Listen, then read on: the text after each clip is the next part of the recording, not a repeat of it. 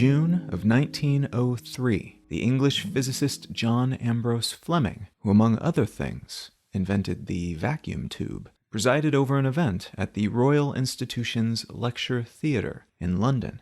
The event was an unveiling of sorts. He was demonstrating to those in attendance a collection of some of the era's most important thinkers and connected social entities, a radio transmitter that he had designed at the behest of the Italian inventor Guglielmo Marconi, who is credited with, among other inventions, the development of the radio.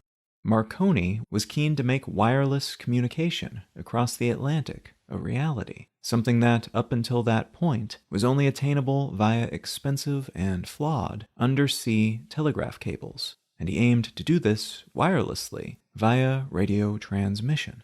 Fleming was an expert in relevant engineering techniques and thus was hired to build the world's first large radio transmitter, a spark gap model powered by a combustion engine, which successfully transmitted the first transatlantic radio message in December of 1901. The transmitter worked similarly, in some ways, to the more familiar at the time telegraph. Operators would translate their message into the dots and dashes of Morse code, and those would be sent via pulse, in the case of the telegraph, across long cables, and in the case of the radio, using radio waves. This demonstration was meant to show the English scientific elite this new wonder, wireless telegraphy, essentially, which Marconi and Fleming both claimed could be used to send private messages across vast distances. In an interview for a London newspaper that same year, Marconi is quoted as having said, quote, "I can tune my instruments so that no other instrument that is not similarly tuned can tap my messages," end quote. Which is technically true, in that no other non-similarly tuned instrument would be able to pick up such a signal. What many of us know today, of course, is that tapping into a radio signal is as simple as changing one's frequency. That's what we do when we change the station on a piece of radio hardware. Each station has the right to transmit at a different radio frequency, and changing the channel is really just moving up and down the radio spectrum. Marconi, and apparently Fleming, didn't seem to realize this though, or at the very least thought that they could overcome the issue before anyone else realized that radio transmission was actually not ideal for private messages, and actually way, way better for mass broadcasts. Whatever the case, this knowledge was about to become embarrassingly widespread before they could change their story. A handful of minutes before the transmission was set to begin, the audience in attendance arrayed around the device, the transmitter began to register the click and clack of a Morse-coded message arriving. The message, at first, simply repeating over and over the word rats, followed by a, for the time, quite brutal limerick, which was clearly referring to Marconi. Quote, "There was a young fellow of Italy who diddled the public quite prettily," end quote, followed by other also quite scathing and inappropriate put-downs. All of this happened in the few minutes leading up to the official transmission, which then began as scheduled following these imposter messages.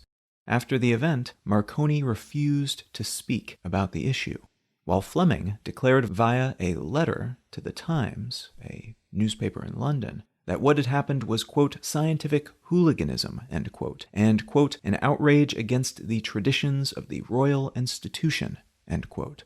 Another letter was published by the Times 4 days later, this one penned by a man named Neville Maskelyne, a British music hall magician who claimed he was responsible for the false message intrusion. Maskelyne came from a family of inventors. His father invented the pay-to-access locks for public toilets, and Maskelyne himself used wireless transmission techniques that he developed in some of his magic tricks. Despite coming up with many innovations, using similar radio transmitters as those utilized by Fleming and Marconi, however, Maskelyne was frustrated with Marconi's tendency to scoop up all possible patents related to those and adjacent technologies, which severely limited anyone else's ability to work within such spaces, or to innovate within them, unless they happened to be, or happened to work for, Marconi. This particular stunt was not a pure revenge move, though. The success of a burgeoning radio transmission industry would be potentially devastating for the then dominant telegraph industry, and one of the titans of telegraphy, the Eastern Telegraph Company, which served as the main communications entity for the British Empire at the time, hired Maskelyne to spy on Marconi after the latter's aforementioned successful transatlantic transmission in 1901. Maskelyne built his own large radio mast, which allowed him to pick up on the ostensibly private signals sent on specific granular radio frequencies, both across the Atlantic and to individual ships, which was an early use case for this technology before it went mainstream, sent by Marconi. And thus Maskelyne got quite a bit of practice snooping on Marconi's transmissions, navigating the radio spectrum, and figuring out how to transmit his own messages to distant devices.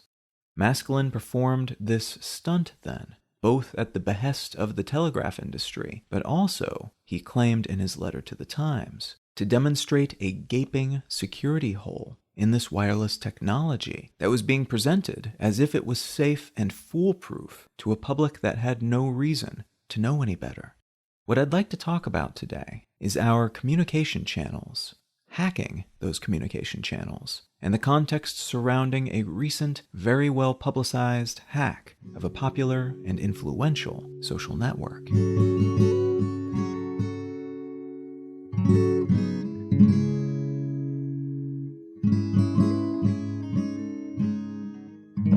You're listening to Let's Know Things. I'm Colin Wright. If you're finding some value in what I do here at Let's Know Things, consider becoming a supporter. You can find a list of different monetary and non-monetary ways to do so at letsknowthings.com/support. But one of the simplest ways is to become a patron at patreon.com/letsknowthings. Contributing any amount each month via Patreon will gain you access to a call-to-action-free version of the show and an additional episode of the show each month. A huge thanks to everybody who's already supporting the show in some way, shape, or form, and thanks in advance if you're considering doing so in the future. All right, let's get back to the show.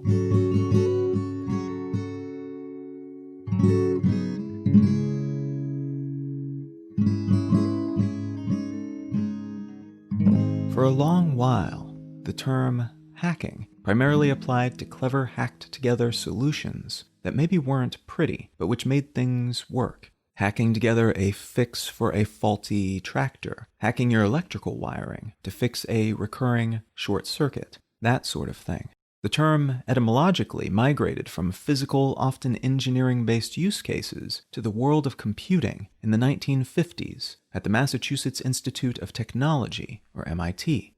In several articles and papers written about this word's evolution, April of 1955 is presented as a pivotal month, as the minutes of a meeting of the Tech Model Railroad Club at MIT states, quote, Mr. Eccles requests that anyone working or hacking on the electrical system turn the power off to avoid fuse blowing, end quote.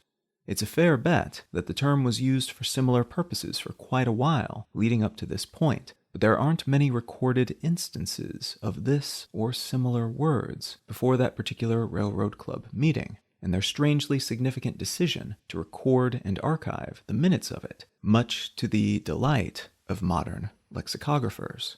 By the mid-1970s, this term had been thoroughly adopted by computer engineers and enthusiasts, with a terminology dictionary for programmers entitled The Jargon File, listing 8 definitions for the word. The first of which was, quote, a person who enjoys exploring the details of programmable systems and how to stretch their capabilities, as opposed to most users who prefer to learn only the minimum necessary. RFC 1392, the Internet User's Glossary, usefully amplifies this as a person who delights in having an intimate understanding of the internal workings of a system, computers and computer networks in particular, end quote.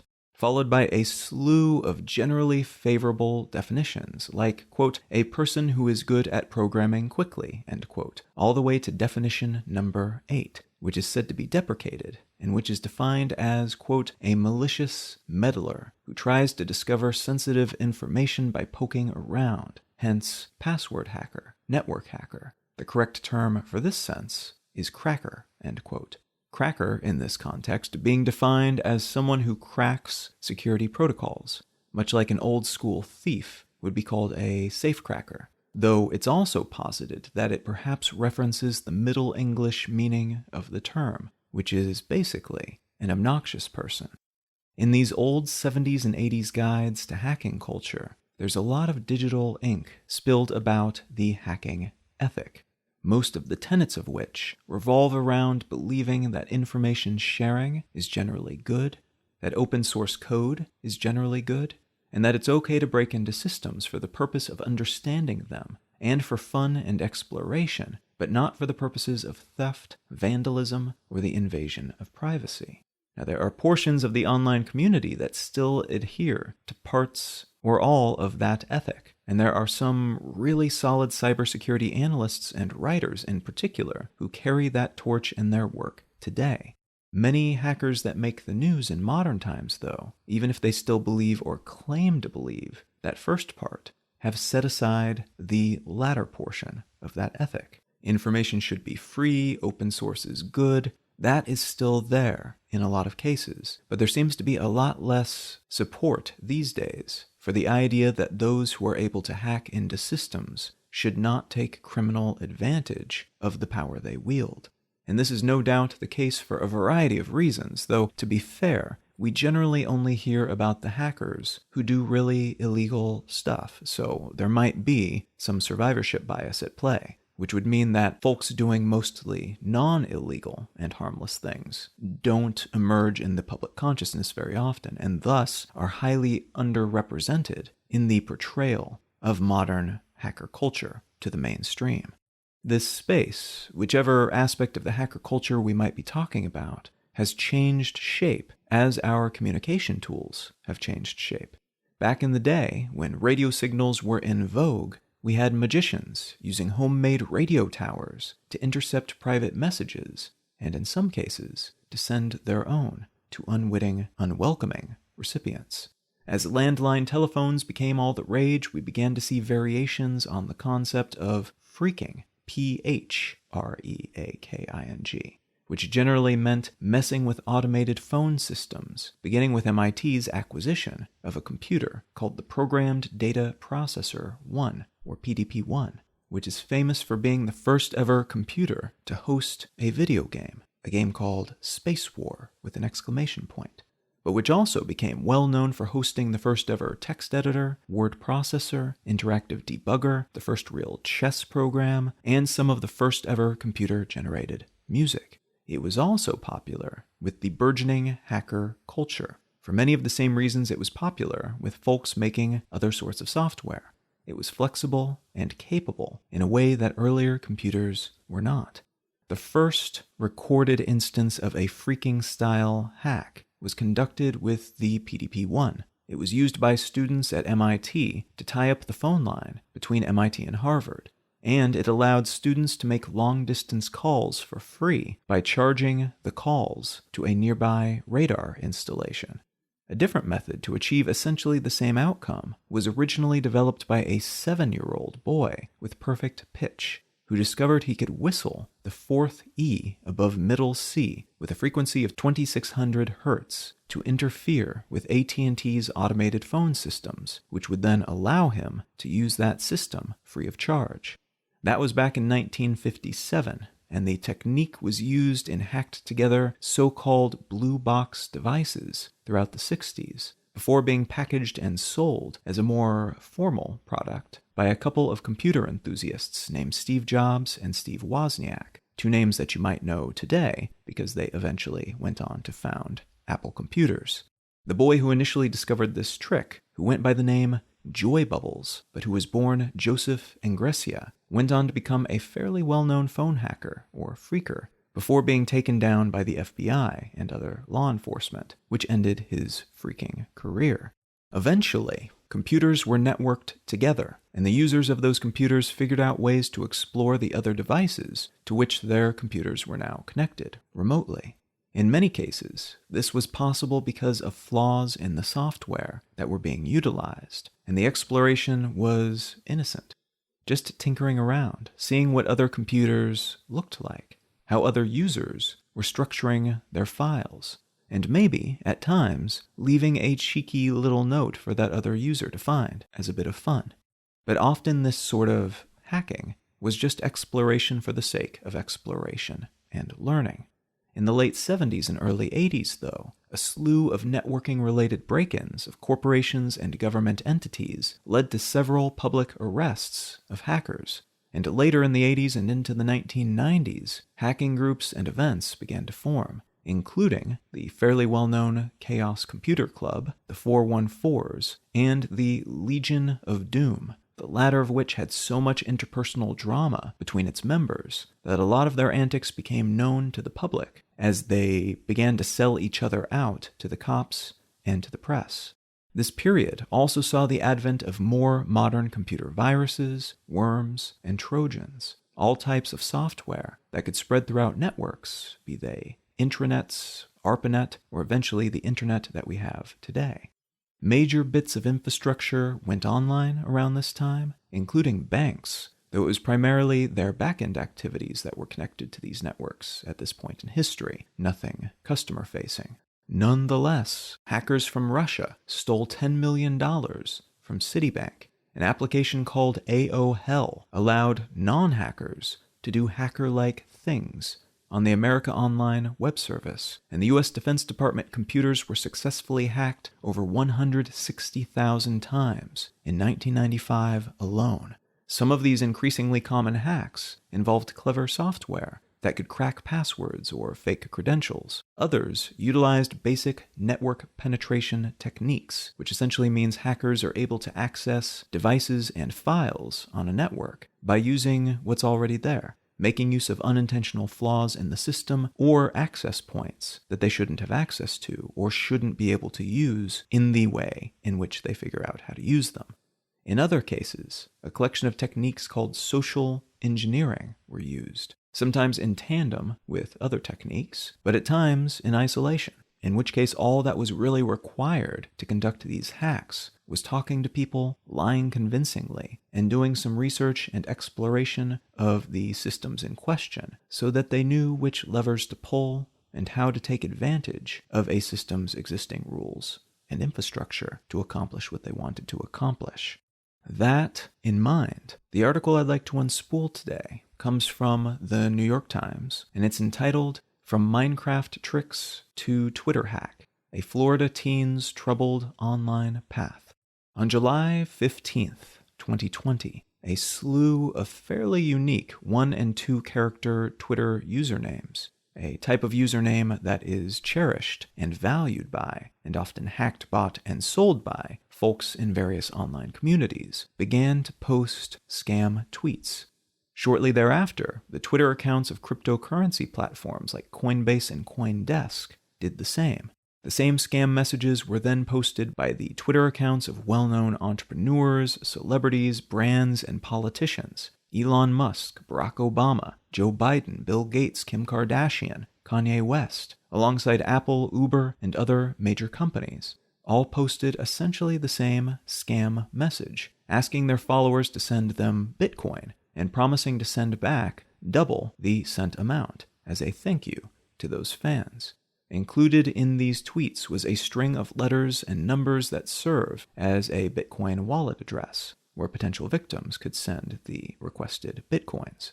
Twitter administrators were able to pull most of these tweets within minutes of them being posted, but some were then reposted by the same accounts, which led to Twitter restricting activity by verified accounts with little blue check marks that are meant to indicate that an account is trustworthy and verified to be who they say they are, which kept most of these verified accounts from posting new content for several hours. at which point their posting rights were then reestablished, and Jack Dorsey, the CEO of Twitter, announced that they believed they had returned all the hijacked accounts to their rightful owners and were looking into what had happened. In the aftermath, it was announced that 130 profiles had been hijacked. 45 of those were used to post the scammy messages, 36 had their direct messages accessed, and 8 had their account data downloaded. It's estimated that the Bitcoin accounts used in the scam messages only brought in somewhere around $100,000, maybe as high as $200,000, though it's tough to tell, as the folks behind these types of schemes often put some money in their accounts themselves, a bit like seeding a tip jar, so that the people who are thinking about sending you money for your scam don't see an empty account with no transactions, which could raise red flags. The perpetrators used several Bitcoin wallets to accept money, then rerouted that money through different accounts in an attempt to avoid detection. Though Coinbase, a platform through which people can buy, sell, and send cryptocurrency, reported that they blocked the accounts being used on their platform after it was clear what was happening, which kept around 1,000 transactions totaling over $280,000 from being completed. Within a few days, it was confirmed by Vice, TechCrunch, and the New York Times that the people behind the hack and scam were part of an online community that trades in what they call OG accounts, often 1, 2, and 3-character usernames on accounts like Twitter, but also other highly desirable, usually one-word names like @error and @blast or @death. It's a niche interest, but some of these usernames can fetch thousands of dollars for hackers who are able to steal them away from their original owners before reselling them through these types of communities. According to the aforementioned reporting, these hackers took advantage of the fact that Twitter has a technical dashboard that their employees use to manage and block and ban and verify and otherwise take care of their work on the platform. And most Twitter employees at the moment are working remotely due to COVID-19, so some of their security measures around this platform are a little less stringent than they would typically be. On top of that, some security measures just weren't being handled terribly securely to begin with, and login credentials for that back-end security platform that allowed employees to have godlike powers on Twitter were posted in the employee Slack channel. These hackers were able to get credentials from low-level Twitter employees after convincing them that they were their coworkers, which allowed them to then pretend to be those employees that they tricked, using their login info to get into the company Slack channel, and they worked their way up the chain until they had the info they needed to get into, use, and block some of the security measures surrounding that back-end system, which is what eventually allowed them to post from these big-name Twitter accounts and to access private data contained within those accounts. Based on research and reporting done by security researcher Brian Krebs, who writes the Krebs on Security blog, alongside reporting by TechCrunch and Reuters, it would appear that this hack began as an effort to acquire and sell OG Twitter account usernames, and then evolved into a smash-and-grab effort to make a quick buck on a Bitcoin scam before they were kicked out of the system, which they knew was inevitable after they started using it in more obvious ways, like stealing these OG account usernames. A few weeks after the hack, on July 31st, 2020, the U.S. Department of Justice announced that they had arrested 3 hackers who allegedly conducted this hack. A 19-year-old from the UK and a 22-year-old from Orlando, Florida, were charged as accomplices, while a 17-year-old from Tampa, Florida, was charged as the mastermind of the plan, and he now faces 30 felony charges, including fraud. He's also being tried as an adult, despite not yet being 18, because of the severity of the charges, the risk he poses to society, and because of his past criminal actions. The trio were caught relatively quickly, it would seem, in part because they had left evidence of who they were all over the internet, including the OG username Hangouts, where the concept of the scam originated. But they also apparently had trouble getting the money once it was scammed out of their victims. It's trickier to move Bitcoin than you might think. and the 17-year-old mastermind, a young man named Graham Clark, was already being watched by the FBI for earlier Bitcoin scams, including an $850,000-ish theft of Bitcoins a year previous, though he was not charged for that theft because he was a minor. The aforementioned New York Times article is about Clark's genesis toward this scam and his capture, which is interesting for many reasons, including that he apparently got his start scamming other players on Minecraft, offering to sell them in-game items, taking the money, and then not delivering those items. He eventually used the same model with desirable OG usernames, selling the names, pocketing the money, and then walking away without delivering the product. Among the many tools utilized by such groups to illegally acquire OG usernames is what's called SIM swapping, which involves transferring a mobile phone number, and thus mobile phone account, from one SIM card to another. This is sometimes done via social engineering, convincing someone at a mobile phone store that they are the real owners of a particular phone number and are trying to get access to their own account after losing their phone or something along those lines. And in some cases, it's done with the willing, often paid-off participation of an employee who works at such a store.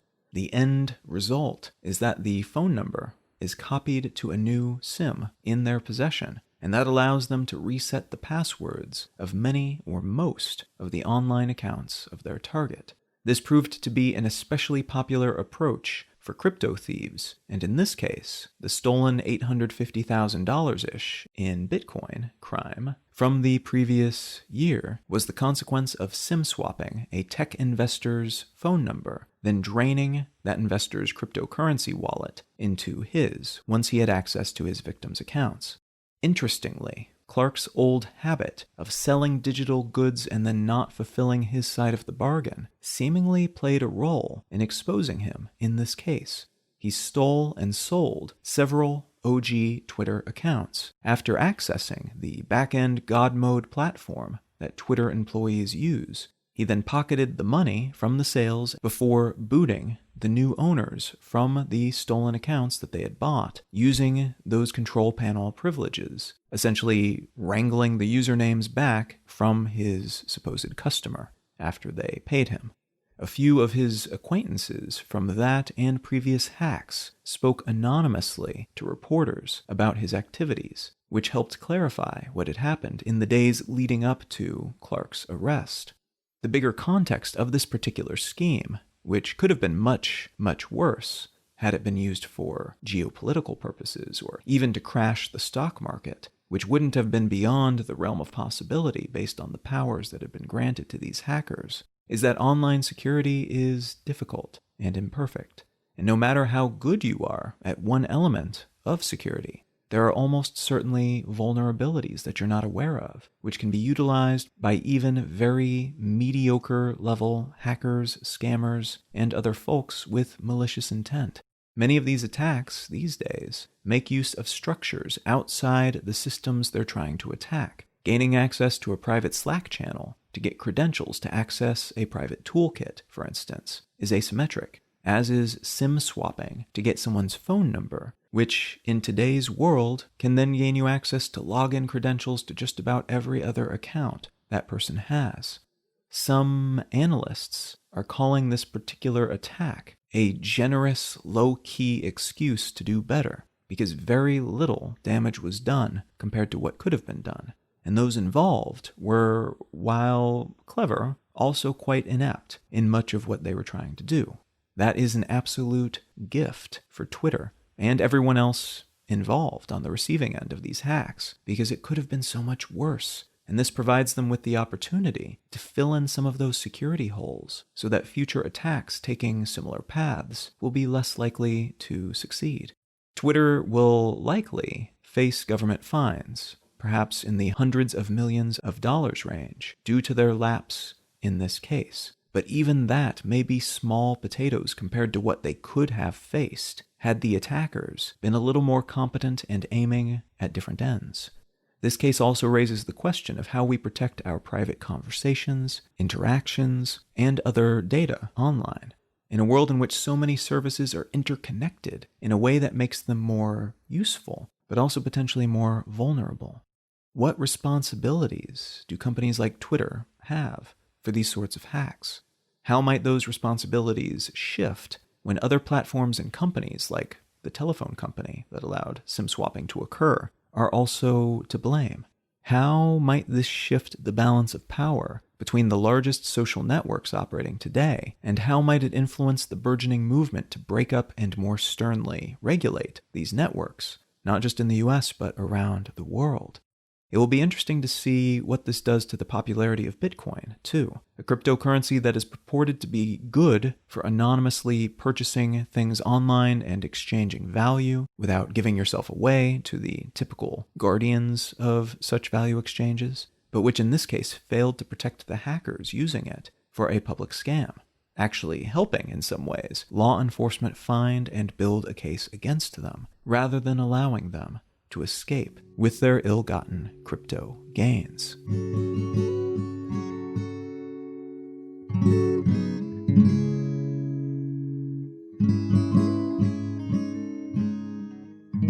If you're enjoying Let's Know Things, consider becoming a patron at patreon.com/letsknowthings. There are also other support options available at letsknowthings.com/support. Everything from leaving a quick review wherever you get your podcasts to monetarily contributing a one-off amount instead of a recurring donation. A huge thanks to everybody who's already helping to support the show. You are the reason that I'm able to commit the time that I do to this project each week, and for that I am very grateful. The book that I'd like to recommend today is called Entangled Life: How Fungi Make Our Worlds, Change Our Minds, and Shape Our Futures by Merlin Sheldrake. This book was absolutely fascinating. I actually listened to it over the course of a road trip recently, and I've read other books about fungi, but much of what I've read about it before tended to focus fairly heavily on the psychedelic potential of fungi, which is not nothing, but it's not everything. And this book, thankfully, got into a whole lot more of the broader context, the historical context, going into deep, deep Earth history, but also the context of how ubiquitous fungi is in essentially everything all over the world, in shapes that we would recognize as fungi, but also in shapes that we would not, because it is so capable at blending itself in with other types of life. Now, if anything about that sounds interesting to you, I highly recommend picking up a copy of Entangled Life by Merlin Sheldrake. You can find out more about me and my work at Colin.io. You can find the show notes and transcript for this episode and every episode of the podcast at letsknowthings.com. You can find my other podcast, Brain Lenses, wherever you get your podcasts or at brainlenses.com, and you can find my blog at exilelifestyle.com. Feel free to reach out and say howdy on your social network of choice. I'm at Colin is my name on most of those, though it's just Colin Wright on Facebook. Thank you so very much for listening. I'm Colin Wright, and I'll talk to you again next week.